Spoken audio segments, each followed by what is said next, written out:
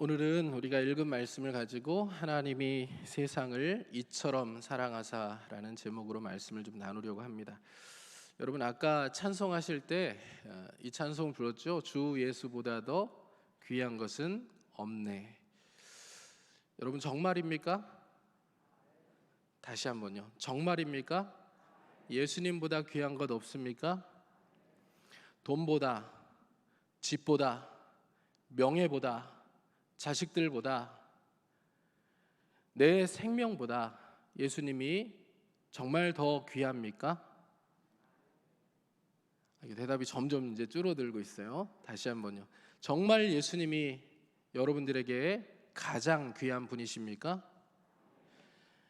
사실 이 고백이 분명하게 고백되기 위해서는요, 내가 얼마나 문제가 많은 존재인지, 얼마나 구원받기에 자격이 없는 존재인지, 이렇게 새벽이라도 예쁜 옷들을 걸치고 말끔하게 주님 앞에 나와서 우리가 예배를 드리고 있지만 내 속은 얼마나 썩어 있고 부패하고 죄악으로 가득한 존재인지를 내가 뼈저리게 느끼고 내가 구원받을 어떤 조건도 없다라는 것을 인정할 때 주님이 내 인생에서 가장 귀한 분입니다 라는 고백을 온전히 드릴 수가 있습니다. 이 고백이 드려질 수 있어야 예수님을 더 사모하게 되고요, 그리스도의 십자가를 더 귀한 줄로 여기게 되고요, 그리스도 십자가, 그 예수 그리스도라는 그분이 하나님이 내게 주신 가장 필요한 선물이요, 또 지속적으로 유효하고 가장 귀한 선물이다라는 것을 인정하고 고백할 수 있게 된다는 거예요. 여러분들이 그런 고백으로 충만한 인생이 되실 수 있기를 주님의 이름으로 축복합니다. 계속 자기 속을 좀 들여다볼 수 있어야 돼요. 자기 속을 들여다보면서 선한 게 하나 없는 내 부패한 심령, 내가 정말 구원받을 만한 조건이라고는 하나님 앞에 내세울 게 전혀 없는 존재, 그럼에도 불구하고 내가 죄인 되었을 때에 하나님이 나를 사랑하셔서 예수 그리스도를 보내주셨고, 그 예수 그리스도를 통하여 내가 하나님의 자녀라고 그렇게 나 스스로를 인식하고 하나님 아버지께 여전히 죄를 짓고 있음에도 불구하고 시시때때로 내게 필요한 것들을 구하며 살아갈 수 있는 그런 귀한 신분이 되었다라는 것을 늘 고백하며 그렇게 살아가실 수 있기를 주님의 이름으로 축복합니다. 자, 오늘 우리가 읽은 말씀은 요한복음 3장 16절부터 시작이 되죠. 예수님께서 지금 제가 앞부분에 드렸던 내용의 얘기들을 니고데모와 대화를 하신 후에 이제 하나님의 사랑에 대하여, 그리고 이 사랑을, 이 귀한 선물을 받지 않는 사람들은 어떻게 되며 이 귀한 선물을 받는 인생은 또 어떻게 되는지에 대해서 말씀하시는 내용들이 오늘 16절부터 21절까지 내용으로 채워져 있습니다. 요한복음 3장 16절부터 우리가 시작하는데요, 요한복음 3장 16절은 성경 전체의 요약이라고 할 수 있습니다. 이 한 절 자체가 복음입니다. 그래서 아마 많은 분들이 암송을 하고 계시리라고 생각을 하는데, 우리가 한번 요한복음 3장 16절 말씀, 성경 전체의 요약이요 핵심인 이 말씀 한번 암송해 보면 좋겠습니다. 같이 한번 암송해 볼까요? 시작. 하나님이 세상을 이처럼 사랑하사 독생자를 주셨으니 이는 그를 믿는 자마다 멸망하지 않고 영생을 얻게 하려 하심이라. 아멘입니까? 자, 이 말씀을 보면요, 하나님이 무엇을 사랑하셨다고 말씀하고 있죠? 3장 16절에 뭘요? 세상을, 그렇죠? 세상을 이처럼 사랑하셨대요. 세상을. 하나님이 인간을 이처럼 사랑하사 독생자를 주셨으니가 아니라 하나님이 세상을 이처럼 사랑하사, 이렇게 말씀하고 있어요. 이처럼은 얼만큼을 얘기하는 거예요? 앞부분이에요. 자기 독생자 예수 그리스도, 독생자 아들, 그 예수를 십자가에 달려 죽게 하실 만큼 세상을 사랑하셨다라고 말씀하시는 거예요. 자, 그러면 16절에 세상을 이처럼 사랑하사라고 말씀하고 있고, 또 17절을 보면 또 세상이라는 단어가 3번씩이나 쓰이거든요. 한번 17절을 한번 보실까요? 하나님이 그 아들을 세상에 보내신 것은 세상을 심판하려 하심이 아니요 그로 말미암아 세상이 구원을 받게 하려 하심이라. 자, 16절과 17절 여기에 세상이라는 단어가 총 4번이나 나와요. 그러니까 하나님이 예수 그리스도를 보내셔서 구원하려고 하는 대상은 무엇입니까? 제가 지금 말씀드렸잖아요. 16절과 17절에 세상이라는 단어가 4번이나 나온다고요. 그러니까 하나님이 예수 그리스도를 이 땅에 보내셔서 십자가에 달려 죽게 하심으로 구원하시려고 하시는 그 구원의 대상은 무엇입니까? 세상입니다. 그렇죠? 세상을 하나님이 구원하려 하심이에요. 자, 이 얘기를 창조, 타락, 구속의 세계관 가운데서 이해해야지만 이해가 돼요. 그러니까 세상, 하나님이 창조하신 모든 피조 세계는 하나님의 구원의 대상입니다. 그러니까 우리가 하나님께서 창조하셨던 그 창조 때의 피조 세계가 부족함이 없고 완전하고 타락으로 인하여 죄가 들어오지 않은 그런 세상이죠. 근데 인간의 죄 때문에 피조 세계 전체가 다 고통을 받고 있는 거예요. 그래서 우리가 지향하는 지향점은 뭡니까? 하나님의 이 창조 세계, 피조 세계, 완전했던 그 세계가 다시 예수 그리스도의 재림 때에 회복되는 그림이 우리가 지금 바라봐야 되는 종말론적 세계관이라는 거예요. 그래서 세상은 다시 회복되는 겁니다. 그러니까 피조 세계도 예수 그리스도의 십자가와 예수 그리스도의 재림 사건을 통하여 구원을 받는 거예요. 그 장면에 대해서 로마서 8장 19절에서 21절에 이렇게 말씀을 하고 있어요. 같이 한번 읽어보겠습니다. 피조물이 고대하는 바는 하나님의 아들들이 나타나는 것이니 피조물이 허무한데 굴복하는 것은 자기 뜻이 아니요 오직 굴복하게 하시는 이로 말미암음이라.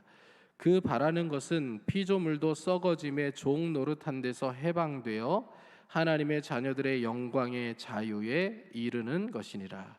그러니까 지금 피조물에 처한 상황이 어떤 상황이라는 거예요?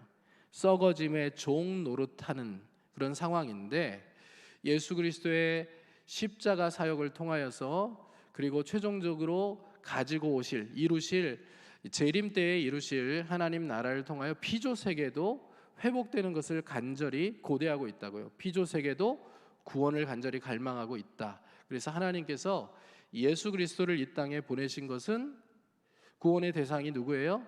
세상입니다. 물론 이 구원의 대상이 세상이고 그 세상 가운데서 인간의 구원이 핵심이긴 하지만 인간의 구원만을 위하여 예수 그리스도께서 오신 것은 아니다. 온 피조 세계를 회복시키고 하나님의 원래 창조 때의 아름다운 모습으로 복원하는 것, 다시 새롭게 하는 것이 예수 그리스도께서 이 땅에 오시고 또 죽으시고 부활하시고 승천하시고 다시 오시는 이유가 된다라는 것을 기억할 필요가 있죠.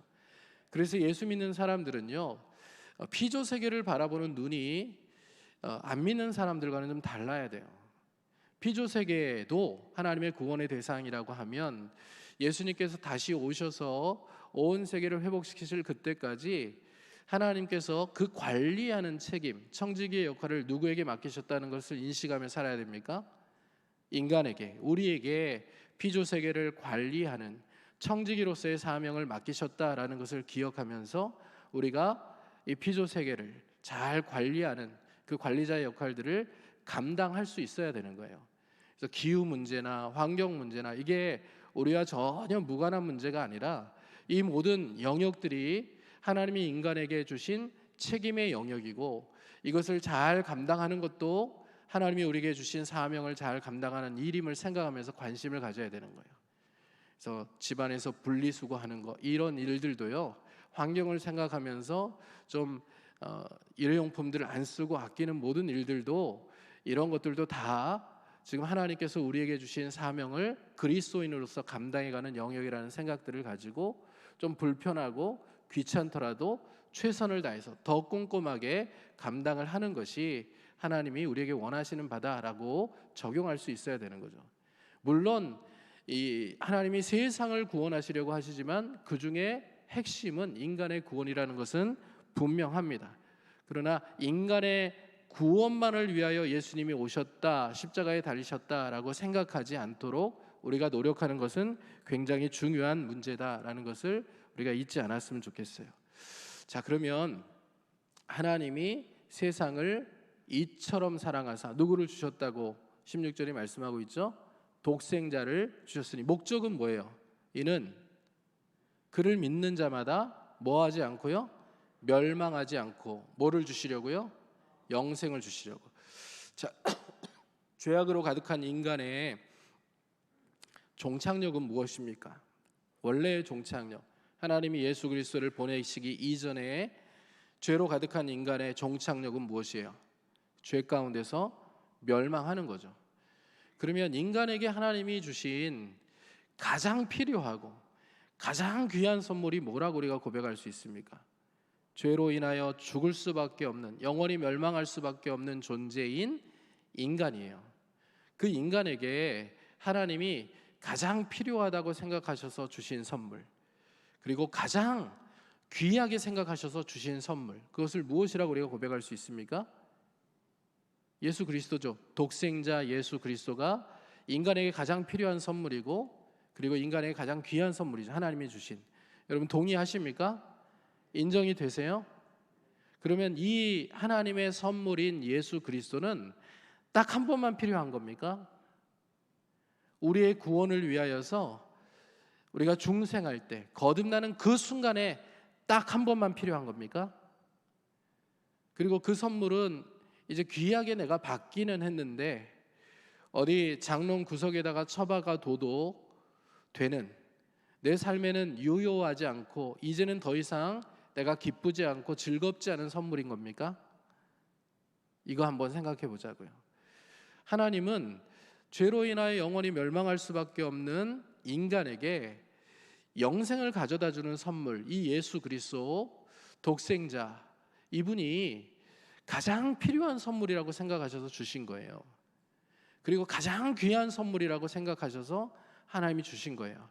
근데 이 선물인 예수 그리스도를 우리가 처음에 믿을 때는 내가 죄인이라고 자복하면서 예수 그리스도라는 그 선물이 너무 귀하고 막 눈물이 흐르고 주 예수보다도 귀한 것은 없나 그렇게 고백하고 이렇게 받았는데, 삶을 살아가면서 신앙생활하면서 더 이상 이 귀한 선물인 예수 그리스도가 나에게는 필요 없는 것처럼 살아갈 때가 많다고요.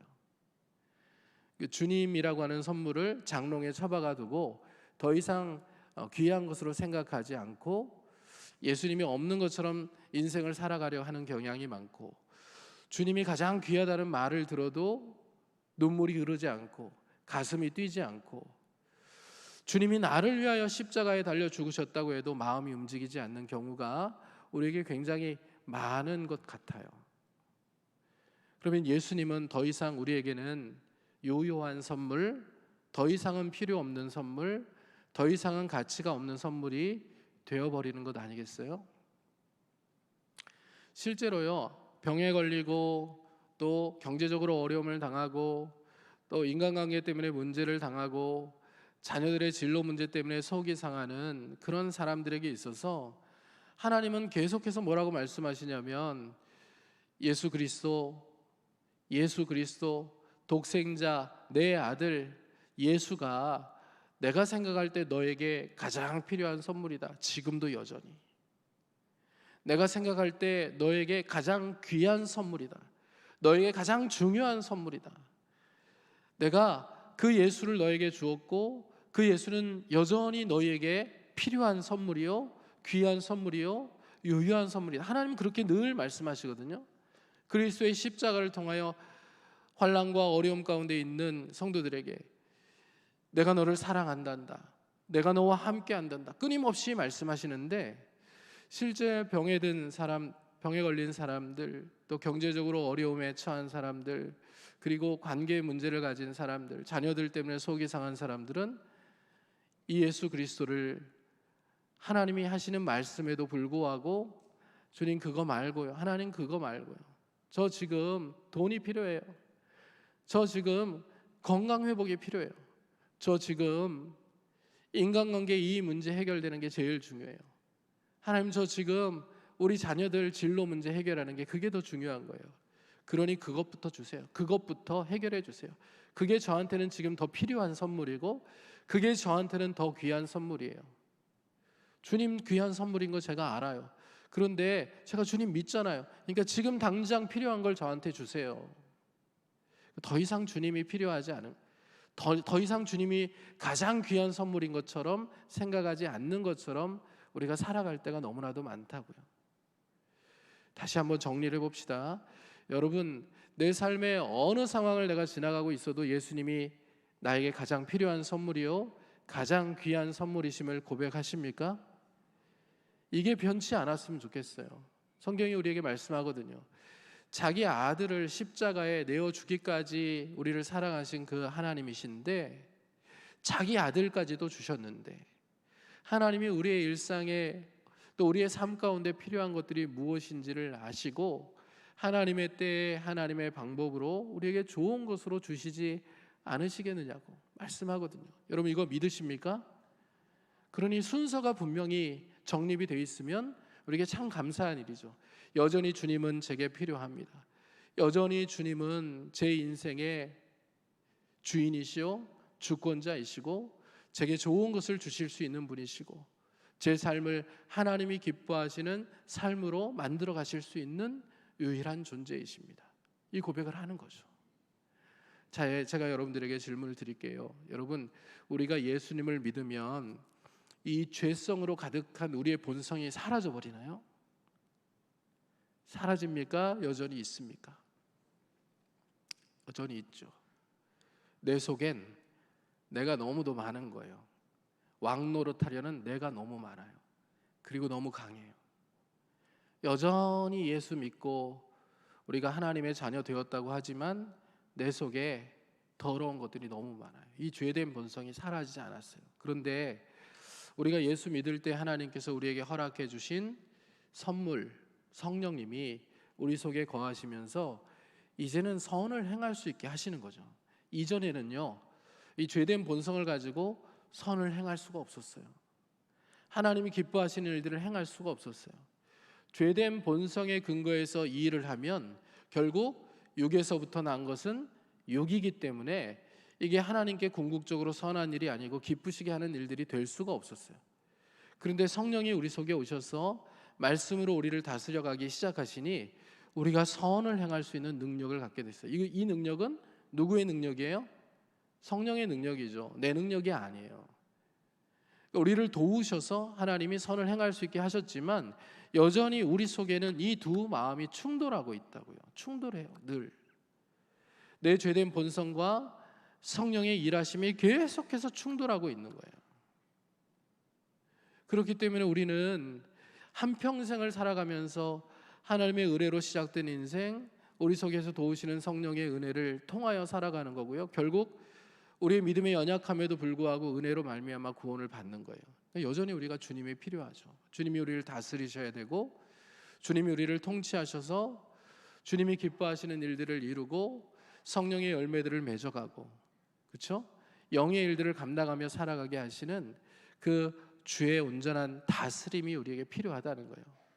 그러니까 여전히 주님은 우리에게 필요한 분이고 하나님이 우리에게 주신 가장 귀한 선물입니다.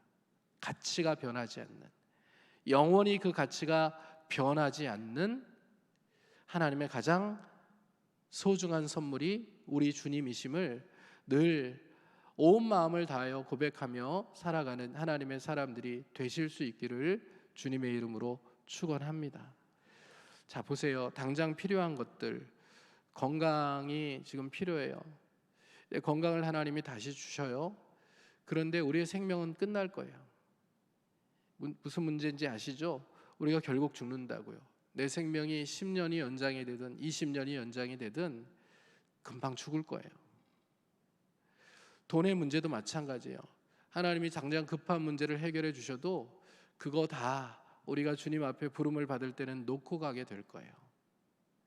그러니까 이게 영원히 유효하지 않다고요. 당장 우리에겐 시급해도 영원히 우리에게 유효한 문제가 아니에요. 영원히 유효한 것은요, 주님이 우리에게 십자가를 통하여 가져다 주신 영생이라는 것이 영원한 거죠.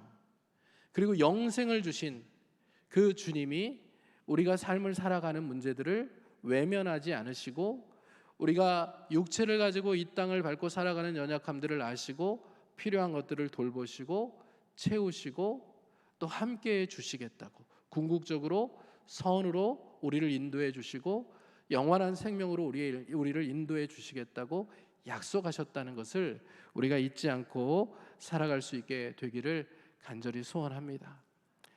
제가 이번 한 주간 새벽 기도회를 진행하면서 기도를 이렇게 기도 제목들을 여러분들에게 드렸잖아요. 아마 좀 특별하다 이렇게 느끼셨을지도 모르겠어요. 무엇이 특별하냐면 여기서 이 새벽 기도회를 진행하면서 제가 단 한 번도 하나님 우리의 연약함들을 해결해 달라고, 건강 문제를 해결해 달라고, 물질의 문제를 해결해 달라고, 자녀들의 문제를 해결해 달라고, 현실적인 문제를 해결해 달라고 그 기도 제목을 여러분들에게 안 드렸어요. 한 번도. 맞죠? 지금 우리가 예수 그리스도의 십자가와 그리고 우리 자신의 연약함, 예수님이 가장 귀한 선물이라는 것에 집중하게 하기 위하여서 현실 문제 해결, 주님 나를 위하여 십자가에서 다 쏟으셨으니 지금 내가 급한 이 문제 저 문제 이런 것들 현실의 문제 이 고난 주간에 부활절을 경험해서 다 해결받기를 원합니다. 이렇게 기도하지 않기를 바라면서 오롯이 주님 앞에 우리를 세우고 집중하게 하기 위한 기도 제목들만 드렸어요. 물론 현실의 문제를 해결하기 위한 기도 제목을 드리는 게 잘못된 건 아니에요. 주님이 우리에게 가르쳐 주신 내용들이기 때문에 기도해야 돼요. 기도하지 않는 것보다 훨씬 좋은 거예요. 그리고 잘하는 거고 필요한 겁니다. 그런데 한 주만이라도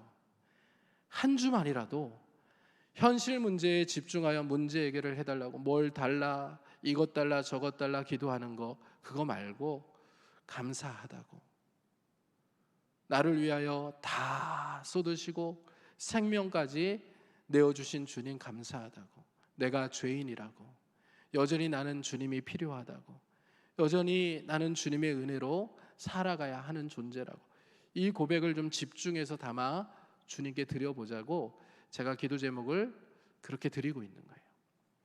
여러분 이제 고난 주간이 이제 끝나가잖아요. 그리고 모레가 되면 부활주일인데 남은 며칠이라도 이 기도에 집중하면서 나의 자격 없음과 주님의 그 크신 은혜 또 하나님의 사랑에 대해서 집중하며 주님은 여전히 제게 필요한 분입니다. 주님 여전히 제 인생에서 가장 귀한 하나님의 선물이십니다. 이렇게 고백하며 자기 자신을 주님 앞에 바로 세우는 하나님의 사람들이 되실 수 있기를 주님의 이름으로 축원합니다. 자, 그러면 이 하나님의 판단에 우리에게 가장 필요하고 또 가장 귀한 선물 예수 그리스도를 주셨는데 이 예수 그리스도를 믿는 사람들은 영생을 얻는 거 우리가 알죠. 그럼 믿지 않는 사람들은 어떻게 됩니까? 믿지 않는 사람들은 어떻게 되죠? 우리가 심판받는다, 멸망을 받는다 이렇게 알고 있잖아요. 그 문제를 좀 생각해 보려고 해요. 그 문제를. 자, 요한복음 3장 18절부터 21절까지 뭐라고 말씀하는지 한번 살펴볼게요. 같이 한번 읽습니다. 시작.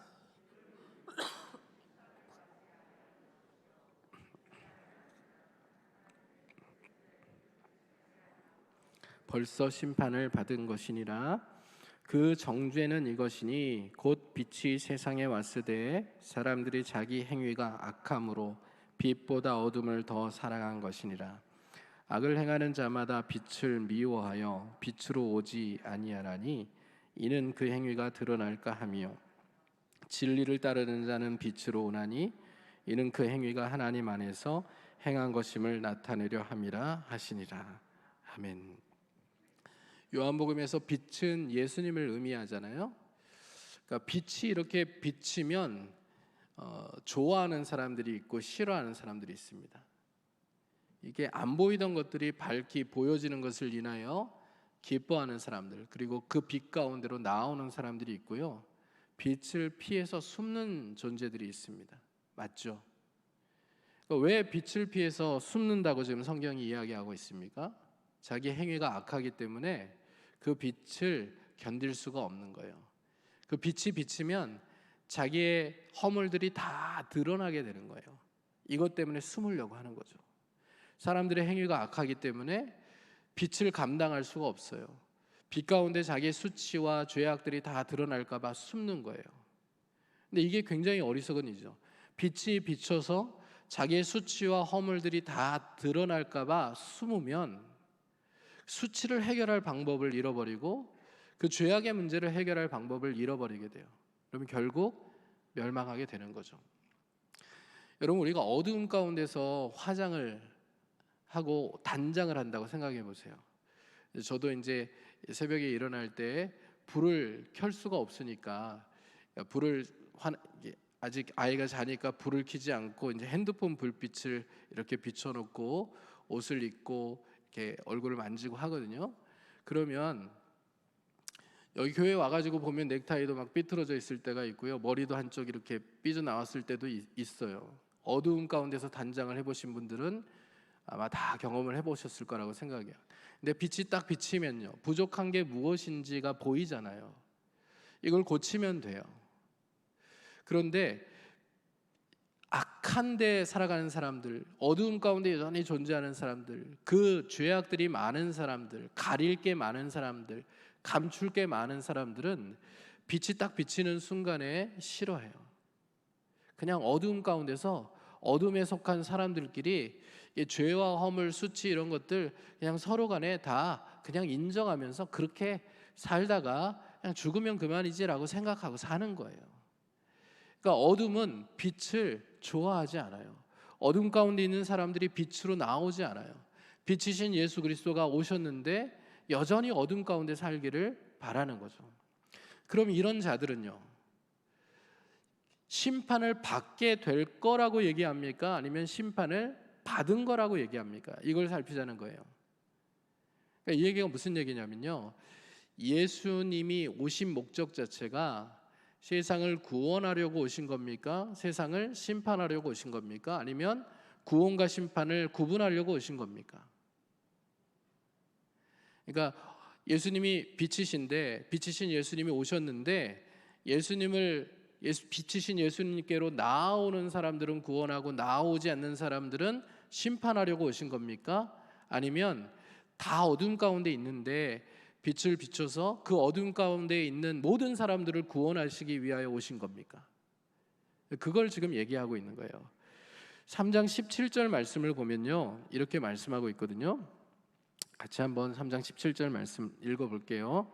하나님이 그 아들을 세상에 보내신 것은 세상을 심판하려 하심이 아니요 그로 말미암아 세상이 구원을 받게 하려 하심이라. 뭐 하려고 안 오셨다고요? 심판하려고 오신 게 아니고 구원하기 위하여 오셨다고요.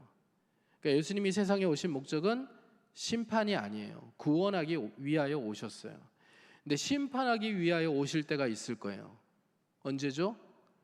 예수님의 재림 때에는 더 이상의 기회가 없고 그때는 최후 심판을 위하여 오실 거예요. 근데 예수님의 초림 때는요, 그리고 재림 사이에는요, 주님이 오신 목적은 어둠 가운데 있는 사람들을 다 구원하기 위하여 오신 거예요. 그러니까 빛이 비쳤을 때요, 내 죄악이 드러나고 허물이 드러나고 수치가 드러난 이것을 부끄러워하지 않고 주님 앞으로 오면요, 지금 니고데모와 대화하는 장면이잖아요. 네가 여태까지 잘못 알았다. 네가 지금 배워오고 가르쳤던 내용들이 다 잘못되었다는 이거 수치와 허물들이 다 드러나게 될 텐데 그거 인정하고요, 주님을 믿으면요 구원받게 될 거예요. 인정하지 않으면요 결국 구원받지 못할 건데 이미 심판을 받고 정죄를 받은 존재이기 때문에 지금 죽음을 향하여 가고 있는 거예요. 그러니까 그대로 그렇게 멸망의 길을 가고 말 거라는 얘기예요. 이해가 되시죠? 그러니까 우리가 말씀을 들을 때나 주님 앞에 우리가 설 때에 우리의 수치, 우리의 죄악들이 드러나는 것을 부끄러워할 필요가 없어요. 인정해야 돼요. 내가 죄인입니다. 내가 어쩔 수 없는 죄인입니다. 내 악한 본성을 가지고 주님을 온전히 기쁘시게 할 수 없는 연약한 저입니다 라는 것을 고백하면 돼요. 그리고 이 고백 위에 치유의 역사가 이루어지게 되는 것임을 믿으면 되는 거예요. 고백해야, 드러나야 그 다음에 치료가 된다. 여러분, 요한일서 1장 9절 말씀에 이런 말씀이 있죠. 만일 우리가 우리 죄를 자백하면 저는 미쁘시고 의로우사 우리 죄를 사하시며 우리를 모든 불의에서 깨끗하게 하실 것이요. 그러니까 자백해야 돼요. 인정해야 돼요. 내가 아프다, 죄인이다 인정을 해야 주님께서 우리를 고치신다는 얘기예요. 여러분, 병원에 가가지고요, 의사가 진찰을 이렇게 하잖아요. 진찰을 하는데 지금 당신 많이 아파요. 결과를 이렇게 보니까, 검사 결과를 보니까 굉장히 많이 아파요. 치료를 당장 받으셔야 될 것 같아요. 이렇게 의사가 얘기를 하는데요, 정작 환자는 저 아무데도 안 아파요. 저 멀쩡해요. 치료 필요 없어요. 이렇게 얘기하면 이 치료가 됩니까? 병이 나을 수 있습니까? 아니에요. 내가 아프다는 것을 인정할 때 그제서야 치료의 과정이 시작이 되는 거거든요. 그 얘기를 하는 겁니다. 우리가 죄인됨을 고백하고 인정해야 그리스도의 그 보혈의 능력으로 우리가 비로소 치료될 수 있다는 거죠. 자, 그럼 다시 예수님이 오신 목적과 연관해서 생각해 볼게요. 예수님은 세상을 구원하러 오셨어요. 그리고 세상을 구원하기 위해서 오신 예수 그리스도를 안 믿는 사람들은 이미 심판을 받은 것이라고 얘기하고 있고, 이미 정죄를 받은 것이라고 얘기하고 있어요. 이미 죽어간다는 거예요. 이미 죽을 병에 걸린 사람들이라는 거예요. 이미 멸망을 향하여 가고 있다는 얘기예요. 제가 두 가지 예화를 들어드릴게요. 첫 번째 예화는 이겁니다. 자, 어떤 사람이 건강검진을 하러 병원에 갔어요. 검사를 해보니까 의사가 이렇게 얘기하는 거예요. 죽을 병에 걸렸어요. 얼마 못 살 것 같아요. 그런데 방법이 딱 하나 있어요. 새롭게 개발된 이 약이 있는데 이 약을 먹으면 살 수 있어요. 근데 이 사람이요, 나 이 약 필요 없다고, 나 건강하다고, 쌩쌩하다고, 아무렇지도 않다고 인정하지 않았어요. 그 약을 먹지 않았죠. 그리고 정말 의사가 말한 대로 얼마 있다가 죽었어요. 자, 그럼 이 사람은 왜 죽었을까요? 왜 죽었어요? 자, 이런 질문이에요. 약을 먹지 않은 것이 이 사람을 죽게 한 겁니까? 이 사람이 약을 먹지 않아서 죽은 건 맞죠? 자기가 인정하지 않고 약을 먹지 않았기 때문에 결국 말한 대로 죽은 건 맞아요. 그런데 이렇게 얘기하면 안 되잖아요. 약을 먹지 않은 것이 그 사람을 죽였다라고 얘기하면 안 되잖아요. 좀 어려우십니까? 약을 먹지 않은 것이 그 사람을 죽인 거다라고 얘기할 수 있습니까? 얘기를 이제 예수님으로 가지고 오면 이렇게 얘기하는 거예요. 세상의 모든 사람들이 죄로 인하여 죽어가고 있는 거예요. 이미 병에 걸렸어요. 멸망을 향하여 가고 있는 거예요. 다 죽어가고 있는 거예요. 죽어가는 사람을 위해 하나님이 예수님을 보내셨어요. 근데 예수님을 믿으면 살게 하셨는데 믿지 않기 때문에 이 사람이 죽었어요. 그러면 믿지 않은 것이 이 사람을 죽인 겁니까?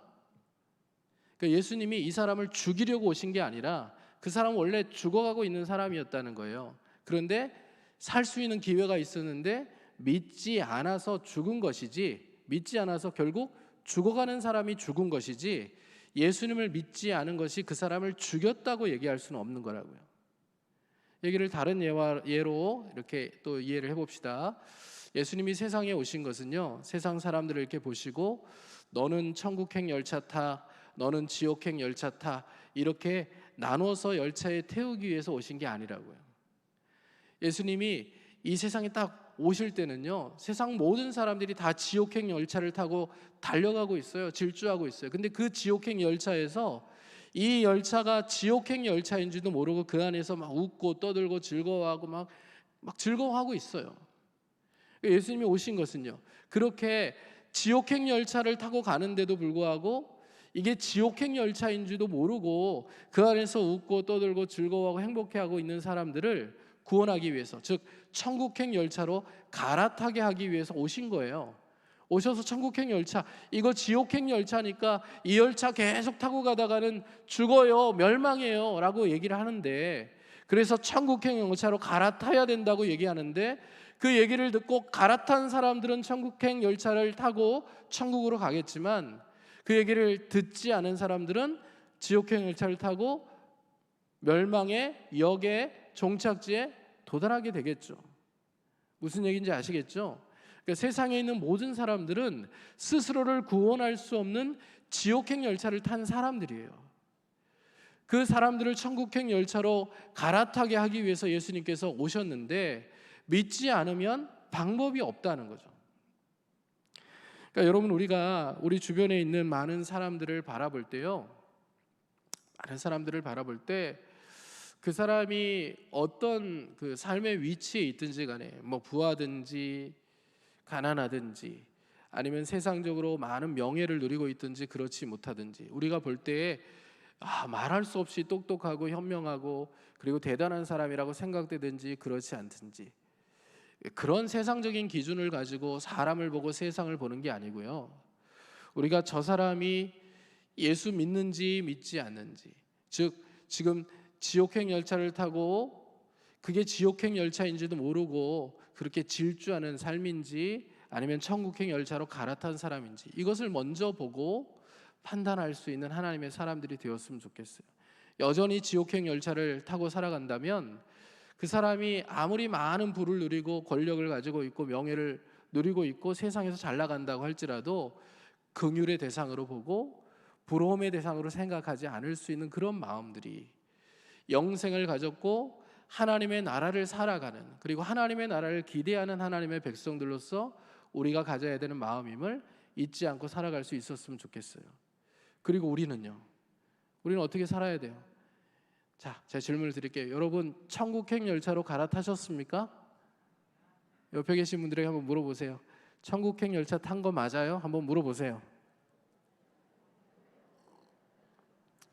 묻기만 하지 마시고 대답도 해보세요. 천국행 열차 탄 거 맞아요? 물어보세요. 대답도 해보세요. 여러분, 천국행 열차 타셨습니까? 자, 그런데 지옥행 열차를 그리워하고 계시진 않습니까? 내가 갈아탔어요, 천국행 열차로. 근데 지옥행 열차가 더 좋았던 것 같아. 역시 혹시 부러워하고 계신 분, 다시 돌아갔으면 좋겠다라고 생각하고 계시는 분들이 계실 수도 있겠다는 생각을 해요. 왜요? 예수 믿는 사람들이 삶을 살아가는 모습을 보면 그렇게 보일 때가 많기 때문에 그래요. 세상 사람들과 별로 구별이 안 되게 똑같이 세상적인 성공과 세상적인 부와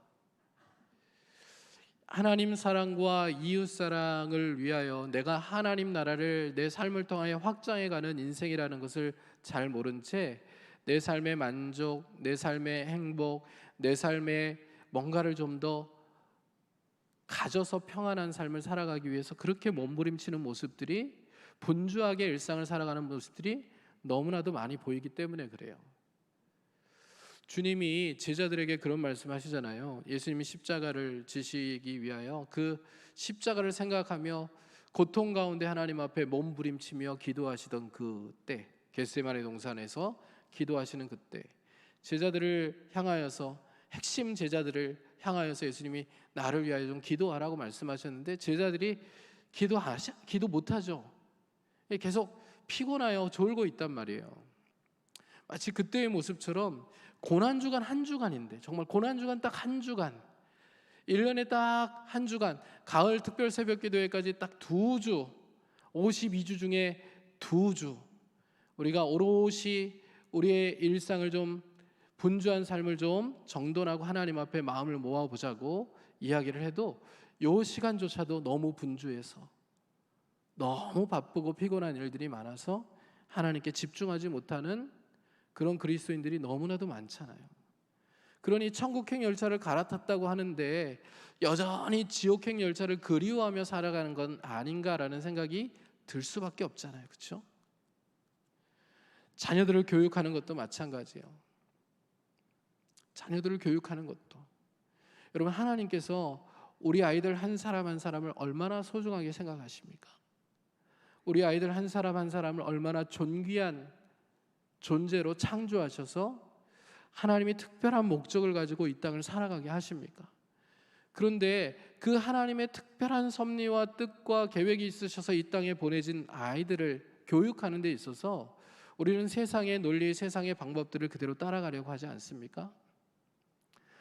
애들이 공부를 못하면 이 세상에서 마치 가치가 없는 것처럼, 좋은 대학에 안 가면 귀한 내 자식이 아닌 것처럼, 대학에 좋은 대학을 보내기 위하여 세상 방법들을 다 똑같이 동원하고 사용하면서 아이들이 신앙으로부터 멀어져 가도, 하나님으로부터 점점 멀어져 가도 그것보다는 좋은 대학 들어가는 것을 최우선순위로 삼고 살아가고 있지 않습니까?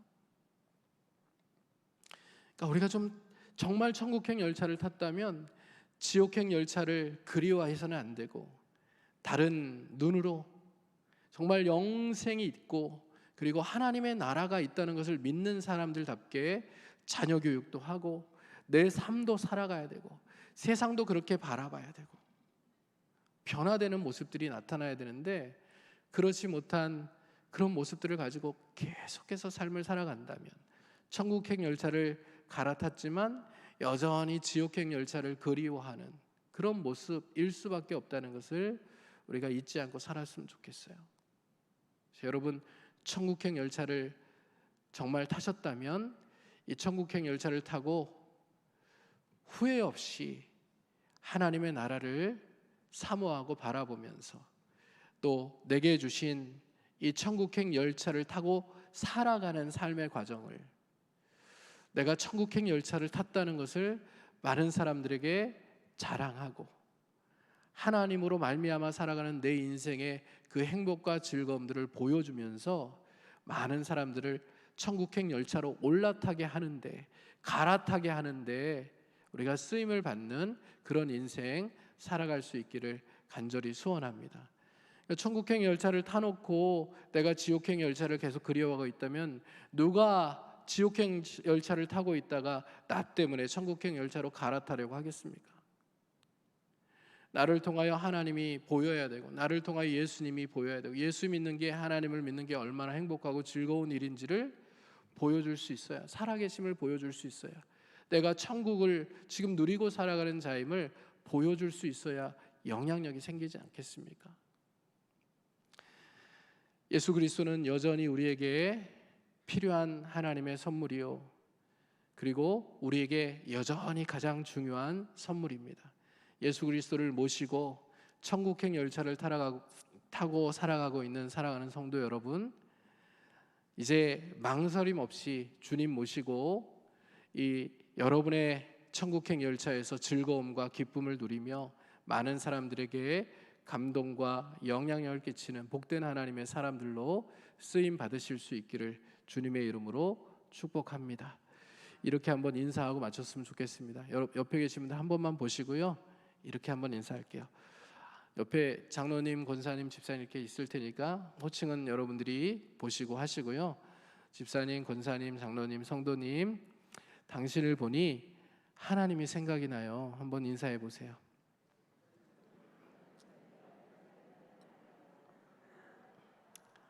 한 번 더요. 당신을 보니